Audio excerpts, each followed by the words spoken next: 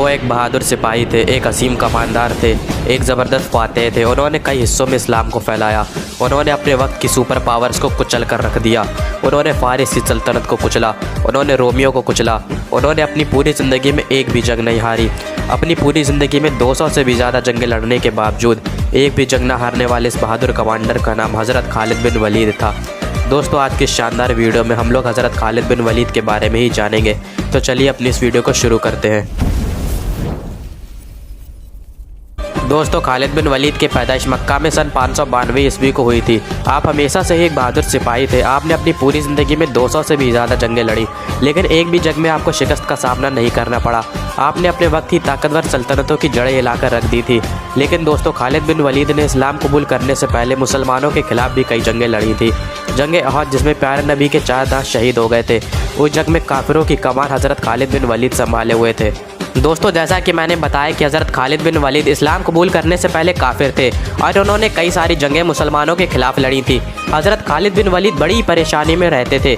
इनकी परेशानी की वजह यह थी कि मुसलमानों की बढ़ती हुई ताकत।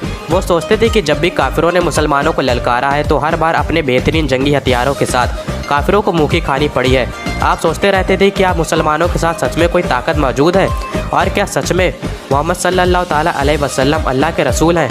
आप इन्हीं सोच में डूबे रहते थे कि तभी आपको आपके भाई का खत मिला, जिसमें लिखा था कि ए खालिद, मोहम्मद सल्लल्लाहु ताला अलैहि वसल्लम ने मुझसे आपके बारे में पूछा है कि खालिद कहाँ है। मैं चाहता हूँ कि आप इस अंधेरी दुनिया से निकलकर इस्लाम की रोशनी में आ जाएं।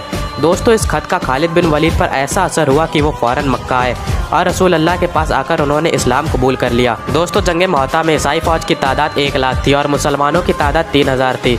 दोस्तों, ये जंग मुसलमानों ने रोमन एम्पायर के खिलाफ लड़ी थी।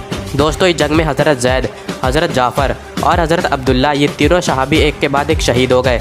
इसके बारे में प्यारे नबी ने पहले ही बता दिया था। तब आगे बढ़कर फ़ौज की कमान हज़रत खालिद बिन वलीद ने संभाली और दुश्मनों के दांत खट्टे कर दिए।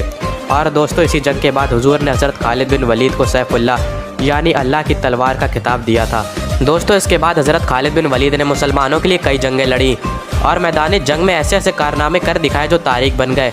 आज तक ऐसा कोई भी कमांडर नहीं हुआ जिसने अपनी ज़िंदगी में एक भी जंग न हारी हो, लेकिन हज़रत खालिद बिन वलीद इकलौते ऐसे इंसान थे जिन्होंने अपनी ज़िंदगी में एक भी जंग नहीं हारी।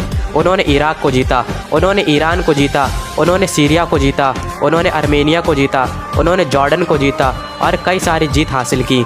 दोस्तों, छोटी सी फ़ौज होने के बाद भी हज़रत खालिद बिन वलीद ने बड़ी बड़ी फ़ौजों को शिकस्त दी।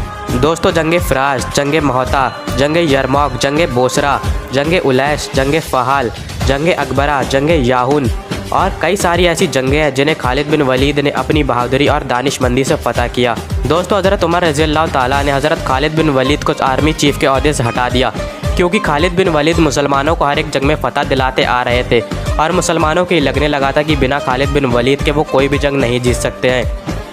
हज़रत उमर रज़ियल्लाहु ताला ने खालिद बिन वलीद की जगह अबू उबैदा इब्न ज़रा को आर्मी चीफ़ बना दिया।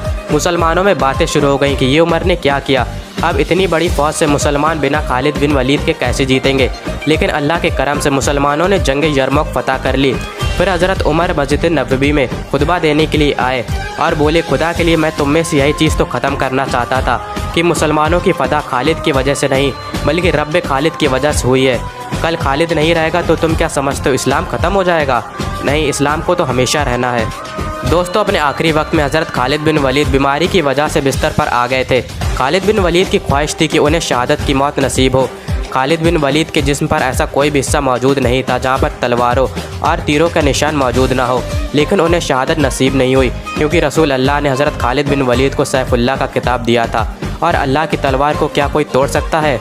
नहीं। हज़रत खालिद बिन वलीद ने फरमाया, अगर मौत लिखी ना हो तो मौत खुद ज़िंदगी की हिफाजत करती है और जब मौत मुकद्दर में होती है तो ज़िंदगी खुद जाकर मौत से लिपट जाती है। दुनिया के बुज़दिलों को मेरा एक पैगाम सुना दो, अगर मौत मैदान जंग में होती तो खालिद कभी बिस्तर पर ना मरता। सुभान अल्लाह। दोस्तों, अगर ये वीडियो आपको पसंद आई हो तो इसे लाइक करें और हमारे चैनल को सब्सक्राइब करके हमारा मोटिवेशन बढ़ाएं। जल्द मुलाकात होगी एक और नई वीडियो में, तब तक के लिए अल्लाह हाफ़िज़।